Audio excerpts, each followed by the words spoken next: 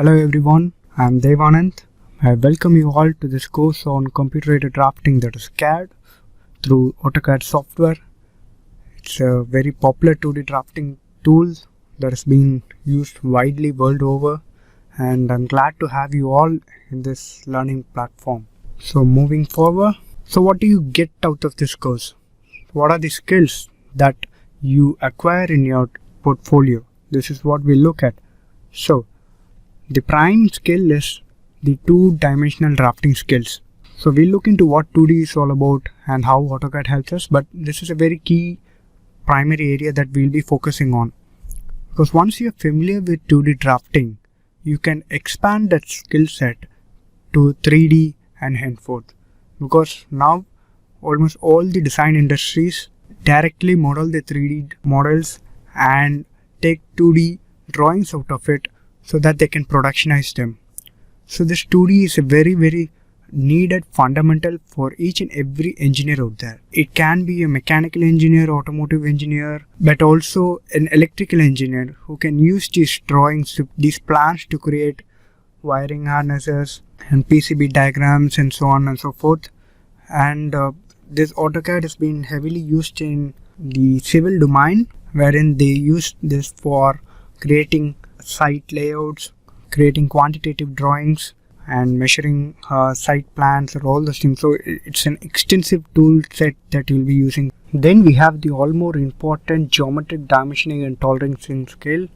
This is a very important skill set that each and every engineer uses in the practical domain.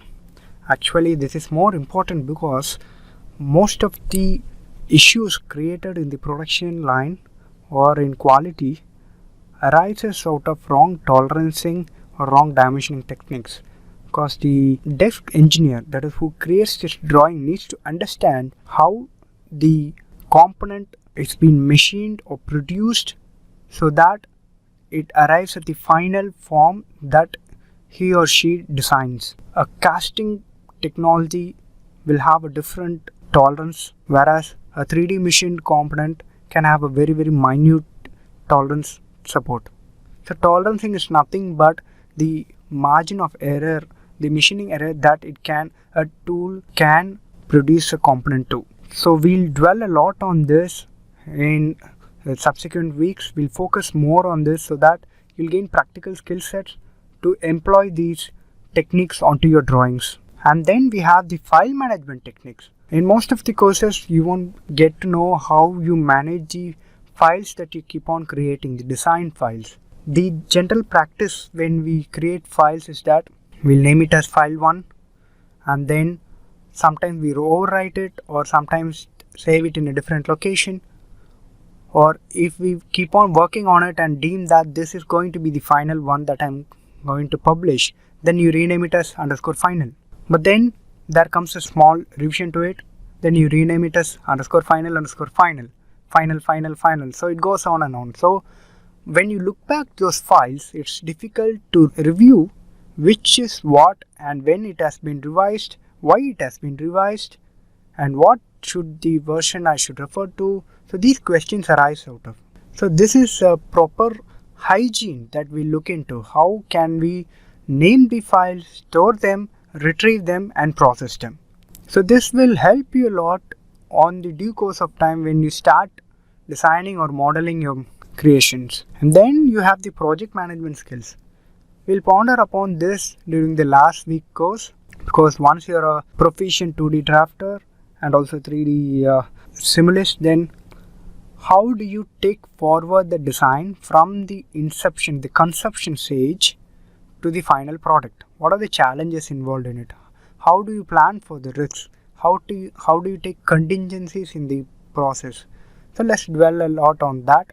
So at the end of this course, you will be familiar with these 2D drafting techniques primarily through AutoCAD and have a sound knowledge on geometric dimensioning and tolerancing skills, and also have a fair view on file management techniques, and then a very sound structural knowledge how to handle a project and how to handle different stresses.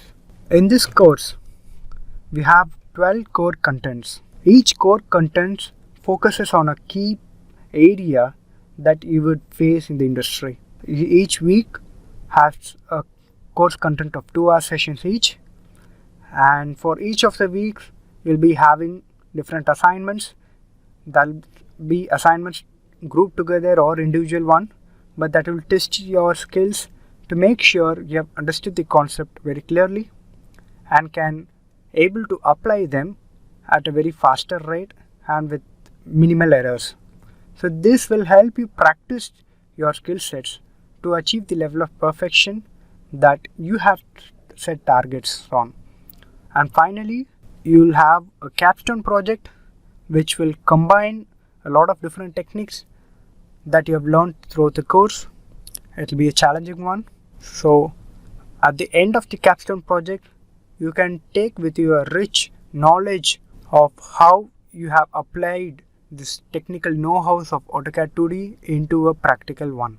So this will enhance your confidence level and also a very good demonstration of the skill sets that you have acquired through a lot of hard work that you have put into this course. So splitting on to the week contents, in the first week we introduce you to the basics of drafting and also through the different CAD technologies that are available and how it has evolved, and also look into the brief of AutoCAD system and a brief on the drafting fundamentals. So this we have named as course preamble. And next, which way? Lay of the land. That is, once you are familiar with the basics of AutoCAD drafting techniques, you have to understand how you can change the viewpoints, explore the drafting, a zoom or a pan. So those kind of techniques where you can manipulate the screen so that you can approach the drawing much effectively is what we'll look into in week 2. That is, which way? Lay of the land. Exploring AutoCAD interfaces for drafting settings and specifying the dynamic inputs, specifying the limits, the units, and also looking into editing fundamentals such as a move command, copy, array, and so on. So next we have the action part, because once you have ready the framework, what you have to do, then executing them. So in here we have something called as a steering wheel, a navigation techniques that AutoCAD has into it, wherein you can do all the manipulation techniques into this. And also once you're starting and proceeding with lots of dimensions, lots of drafting tools into it, then you have to select a few and then edit. So we'll look into those techniques, selection techniques, where you'll look into box technique, fencing, multiple and single select, and so on. So next we have something called as amend. Amend is another word for editing. So once you have started creating your 2D drawing, of course you'll have to edit a lot. So editing does not mean correcting alone.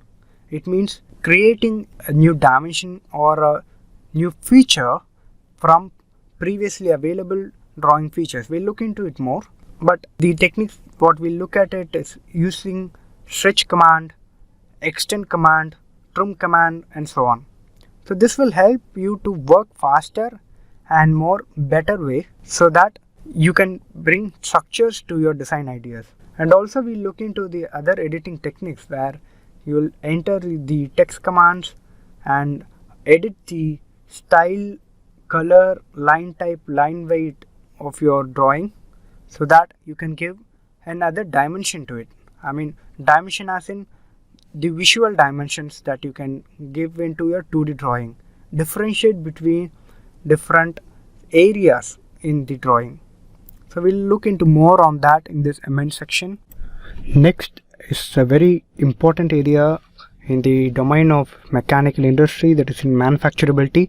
So here the techniques that we look into is creating of hatching, the plain fillet chamfer techniques and all. So hatching means the internal cross sections of how it look into. So these are very very key to make the designers understand that how the assembly is going to come into, and also it helps the assemblers, that's the line executives, to understand where the fillets are and how they should do the assembly and all. So why this fillet and chamfer comes in? Because two components that are going to mate together to come together as an assembly and serve a different function.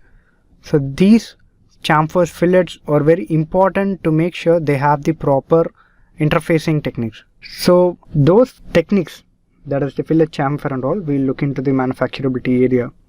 And also we'll look into key inquiry techniques, wherein we'll measure the distance, the radius, angle, etc. in this segment.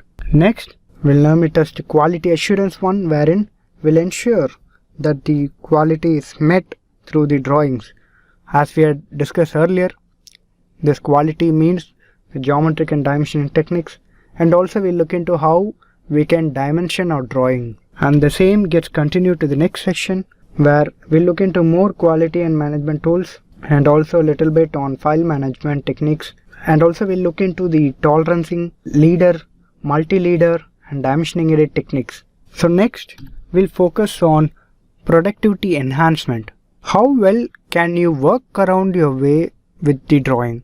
Because as and when your drawing becomes complicated, you have to be using advanced techniques so that you can deliver the results very quicker.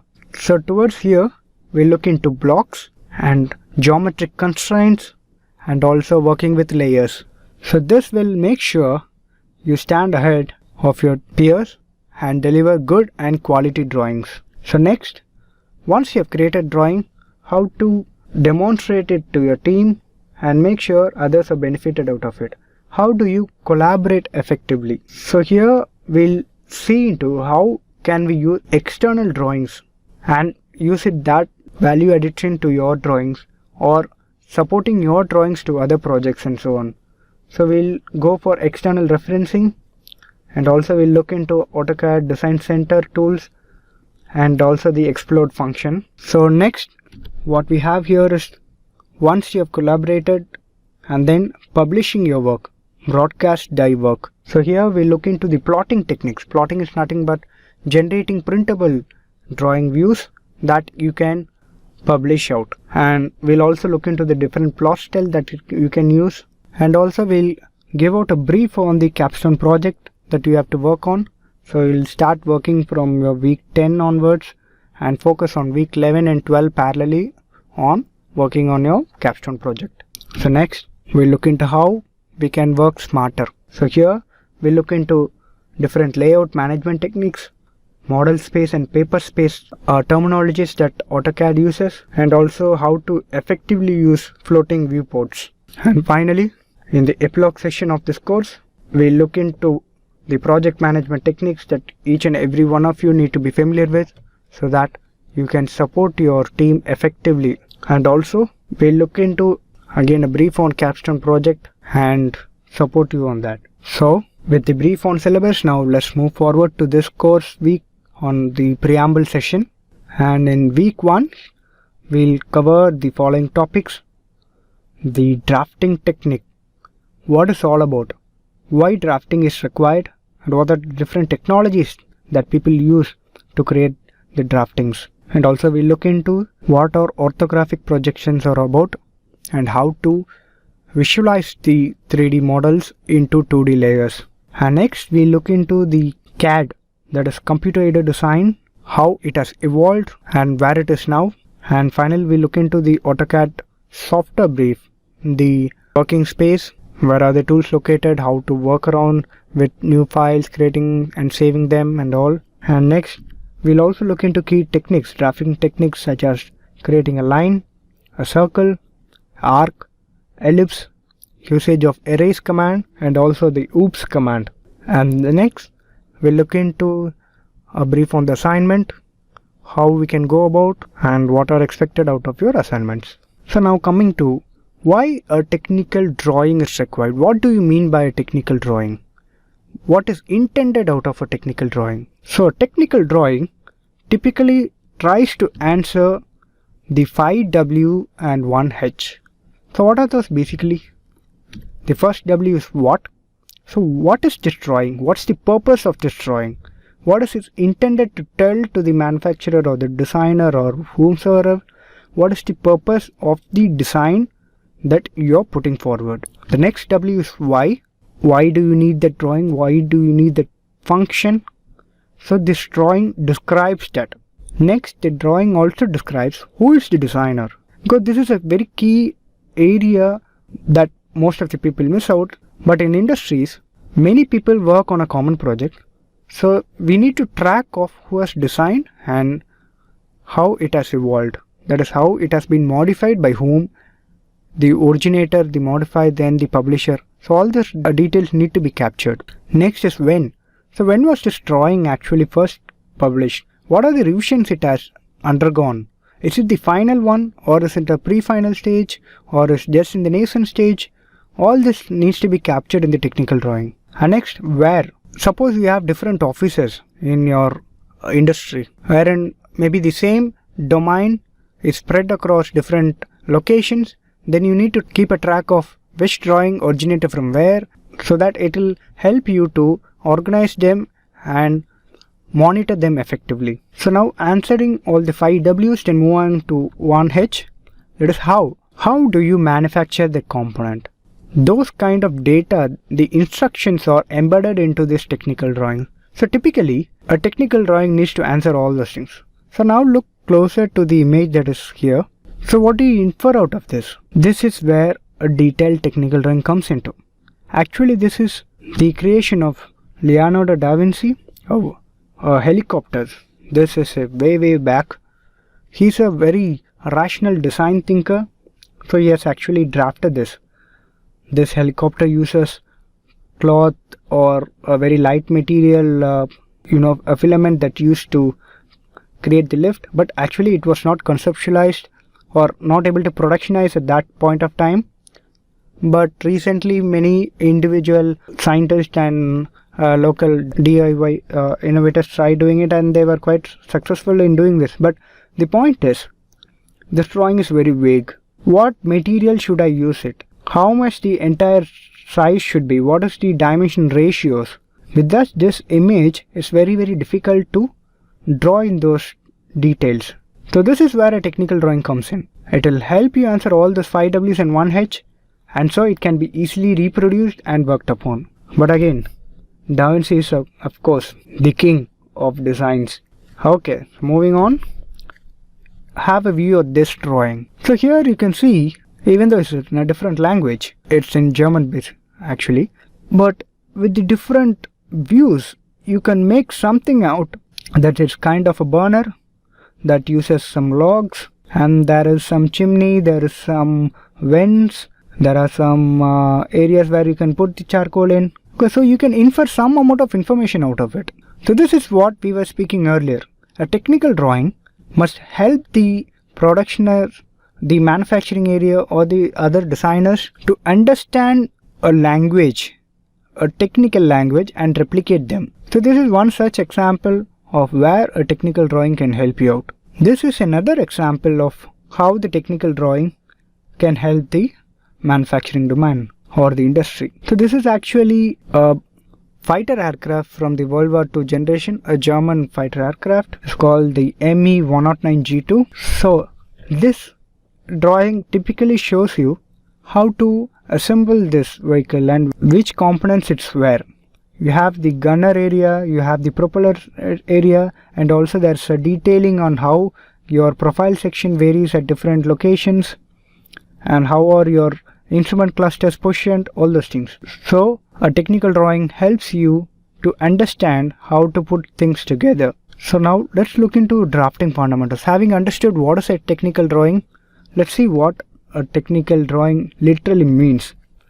Wikipedia states that a technical drawing or drafting is the act and discipline of composing drawings that visually communicate how something functions or is constructed. Because if you can recollect, we were talking about the same. We were talking how the designer conveys his idea through visual media, that is through drawings. How do he convey that drawing is intended to satisfy a function, or how it is manufactured or assembled. So that is the crux of a technical drawing. The ISO name, that is the International Standards Organization name for this drafting, is technical product documentation. Documentation means that you're storing it for ages to come. That is, you're indexing it, you're properly locating it and then storing it. So that is where this drafting comes in actually. So as we discussed earlier, it is a two-dimensional information and it is language independent. A technical drawing can work across geographies provided they all have a common understanding of what a technical drawing is. They need not understand the metrics, the units, but still based on the instructions that are provided in the drawing, they can translate and then effectively visualize them. So a technical drawing is heavily language independent because it's a language, it's on its own. So next, they are bound by rules or standards. That is, you have to draw a line of this thickness only for a normal line, and a construction line has to be drawn in such a way that it is replicated the same throughout the world. And what paper sizes that you use, you have A4, A3, A2, so that it is the same everywhere that is being employed. So this technical drawing is bound by rules or standards that will make sure it is language independent, and it also houses a wealth of information of 2D data. So to sum it all up, a technical drawing conveys the geometry of the design, the dimensions of the design, the tolerances of which it has to be manufactured, and what is the material it's going to use, and what is the finish of the design once it comes out of the line. So next is, what are the different viewpoints? This is a very popular drawing or a cartoon that will tell you that even though the object is the same, based on different planes of projection, that is based on different views, it will give out different information. That is, here you can see a couple of scientists who are experts on their own domain construct the visual image of the object differently based on the plane of projection that they have. That is, each and every one of them have a different point of sights and viewing methodology, that is the ray of sights. So they term the object, that is here the elephant, as a spear, a tree, a wall, a rope, because it's keep on deviating from the viewpoints. So reiterating, a technical drawing, as spoken earlier, has to be language independent, has to be very strong with 2D data. Then how do you convey those data in a structured way? So that's where you have the orthographic projections that are being used in drafting techniques, wherein you will keenly define what the object is, as seen it's located in the center, and next you define what is the plane of projection, that is, on which plane do you see the projected image to it. So here you have different planes of projection. You have the horizontal plane, you have the vertical plane, and also you have the picture plane. So the same object, when it's moving on to a different planes, how it's been visualized. And next is the point of sight. From where do you look this object from? And what are the rays of sight? Because you might have learnt about this perspective view, wherein if you see a railway line, a railway track basically, even though they are parallel to each other, based on your viewpoint and the rays of sight, they will tend to merge at some location. So that's called a perspective view. But in orthographic projections, as your rays are parallel to each other, they never converge, because basically you have these lines are parallel to each other, and as your rays are parallel and your point of sight is at infinity, you'll get a perfectly parallel view. So this is called the orthographic projections. So if you understand this language of orthographic projections, you can visualize the 3D object into different 2D planes so that everyone can visualize the object effectively. To give you a further example of how the orthographic projection can work in, take a view of this butterfly valve. So you have 3 dimensions that you can look into. You have the X dimension, the Y and the Z dimension. And if you're considering a viewpoint from here to here, and so this will be your front plane, that is in front of you, standing here and viewing this object, and so the plane is this one, the Z and X plane that you can see here. So the object will look something like this. So this is your front view. And next, if you go underneath to it. That is, you look the object from below, and through this plane X and Y, you will have this. You are looking at the bottom view of the object. As you can see, only the bottom side and the remaining part of this handle here. Next, if you are seeing from the top, that is viewing at the same XY plane but from the top direction, you have something like this, wherein you can get the detail of how the handle sits into here and where is the bolting structure, how is the plane view and all this thing. Next, you can view from the right and left hand side also. So that will show you how this flap is located, what is the angle of it. So if you come to the right side and view, this is the plane here, and you come to the right here and see through this, this is how it will look into. And if you come to the left side and see it, and this is how it will going to look from the left side. So now you can visualize all these views together to visualize the 3D view of this. So this is what you are intending to do with 2D drafting. You are essentially going to convert this 3D model or a 3D design into separate 2D drawings so that the designer, the drafter, the assembler, the manufacturer, everyone can understand that once they have machined in putting together all these views, they'll get this final component. So this is the power of orthographic projections, wherein you break down the 3D model into separate 2D models. So now you can also see one thing. We have spoken about the left view is actually on the right, and what we have spoken about the bottom view is on the top. So we name it as the first angle of projections. So it means that in a 4-quadrant plane, we take in the first quadrant, that is this quadrant, we keep the object on top of it and view on the respective planes. So that's called the first angle of projection. So it's been represented by this symbol. In certain countries, wherein in UK and US, they use the third angle of projections. So the visualization is the same, but the thing is they look into the third plane of the space so that your left and right will stay in the same location. So that is, the left view will stay in the left, right view will stay in the right, and the bottom on the bottom and top on top, and so on. So that's called the third angle of projection, and there you will have this view interchange between these two. But in India, we predominantly use this first angle of projection. So this will give you a fair idea of how the images are to be positioned.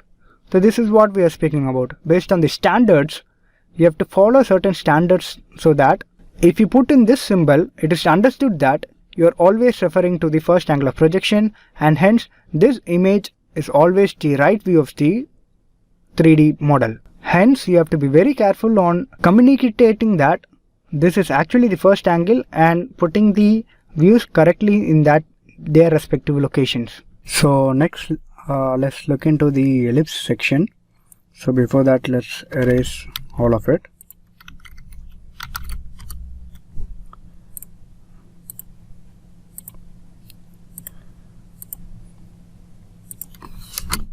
Okay, so ellipse is invoked by the command el, and before that, let's look into what are the options available in ellipse. So in this ribbon, you can see the ellipse command. So ellipse you can draw by specifying the center point and then the end point of the first axis, and then specifying the half length of the second axis. So as you know, in ellipse you have the major axis and the minor axis. So by these two commands, you specify the major and minor axis by specifying either center or the end point and axis. Okay, so going in, third option is the elliptical arc. Let us look at it for later. First, let us look into only these two, the ellipse through center and the axis.